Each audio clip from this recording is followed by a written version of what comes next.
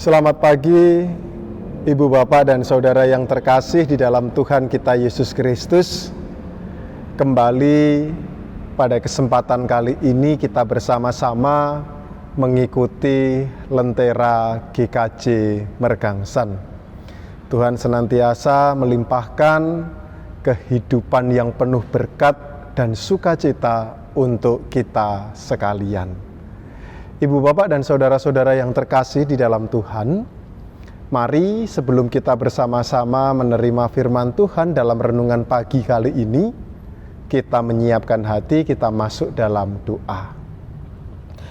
Syukur kami naikkan kepadamu Tuhan, karena Engkau senantiasa menjaga dan memberkati kehidupan kami, sehingga pada kesempatan kali ini kami boleh ikut ambil bagian dalam Lentera GKJ Mergangsan. Dan pada kesempatan kali ini kami hendak menyiapkan hati kami, biarlah Tuhan memampukan kami untuk menerima firman-Mu dan menjadikan firman-Mu sebagai pedoman untuk kami menjalani hidup ini. Lebih-lebih ketika kami memasuki masa Advent Natal, masa menanti kedatangan Tuhan. Tuhan kiranya memampukan kami untuk dapat merasakan kedatangan-Mu. Hanya di dalam Kristus Yesus kami berdoa. Amin. Ibu Bapak dan Saudara-saudara yang terkasih di dalam Tuhan, firman Tuhan pada kesempatan kali ini diambil dari Kitab Mika pasal 5 ayat 1-5, tetapi saya hanya akan membacakan di ayatnya yang pertama saja.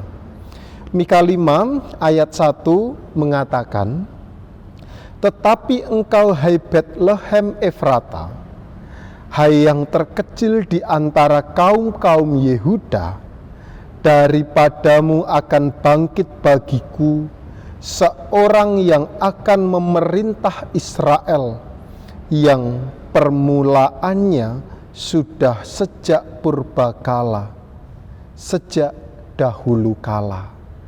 Demikian firman Tuhan. Ibu Bapak dan Saudara-saudara yang terkasih di dalam Tuhan, pernahkah Anda merasakan kecil hati, merasakan disepelekan oleh orang lain, atau merasa tidak berdaya?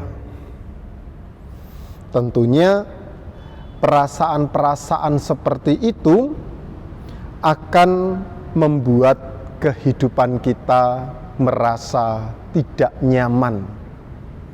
Ketika kita mau menjalani kehidupan ini, kita merasa tertekan dan terasa kehilangan kebebasan.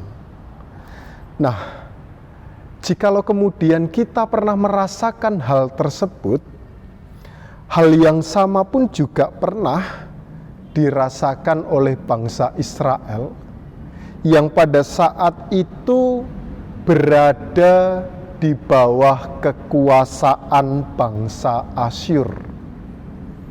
Karena pada saat itu bangsa Israel menjadi budak oleh Raja Asyur, maka yang terjadi adalah bangsa Israel pada saat itu merasa hidupnya disepelekan, merasa tidak berharga, merasa kecil hati.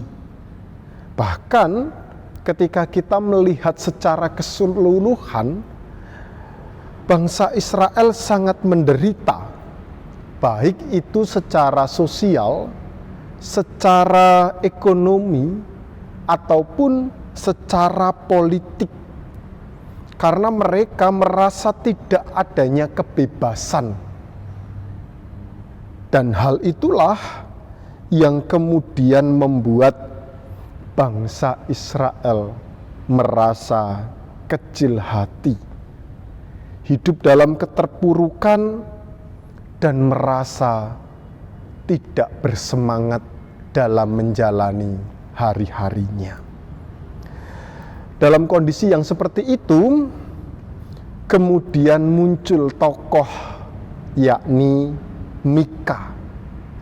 Mika adalah seorang yang dipilih oleh Tuhan, di mana Mika kemudian mengajak bangsa Israel untuk berseru kepada Tuhan. Seruannya adalah memohon datangnya seorang pemimpin yang nantinya akan datang untuk membawa kebebasan. Dan dalam bacaan yang kita baca pada saat ini, pemimpin itu akan datang dari Bethlehem, di mana pemimpin itu menunjuk pada Yesus Kristus. Dan seperti yang kita ketahui bersama, kedatangan Kristus itu sungguh membawa damai sejahtera, membawa pembebasan, sehingga setiap orang yang merasa terpuruk, merasa kecil hati, merasa hidupnya seringkali disepelekan oleh orang lain, Kristus itulah yang akan mengangkat.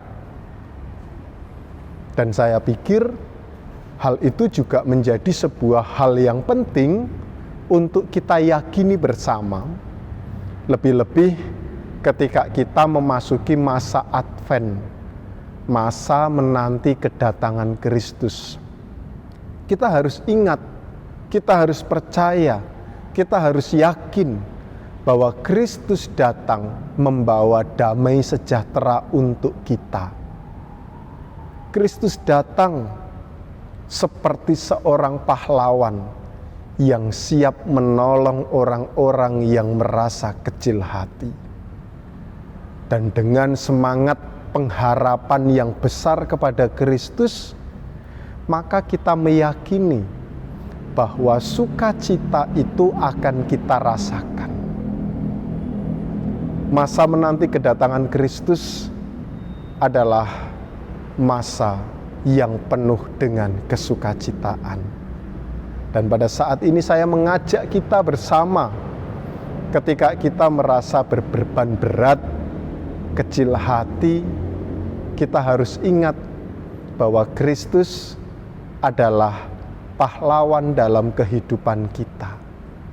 Kristus adalah sosok yang siap memberikan kekuatan dan penghiburan dan membebaskan kita. Membebaskan dari dosa, membebaskan dari keterpurukan, sehingga kita beroleh hidup yang kelimpahan dan damai sejahtera.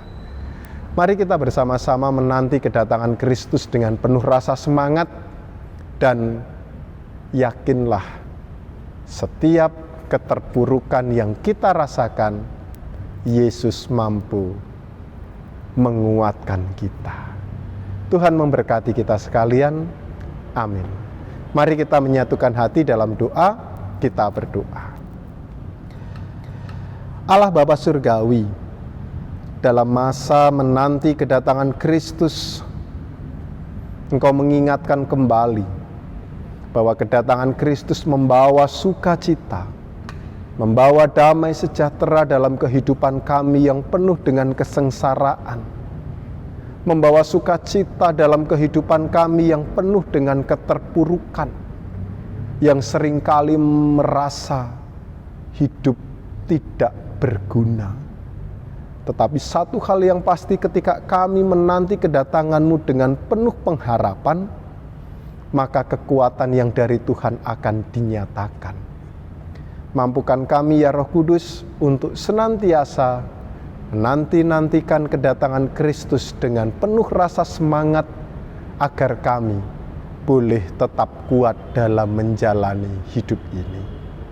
Dalam kehidupan saudara-saudari kami yang ada dalam kondisi sakit, dalam kehidupan saudara-saudari kami yang sedang bergumul, hanya Kristuslah jawaban atas kehidupan kami.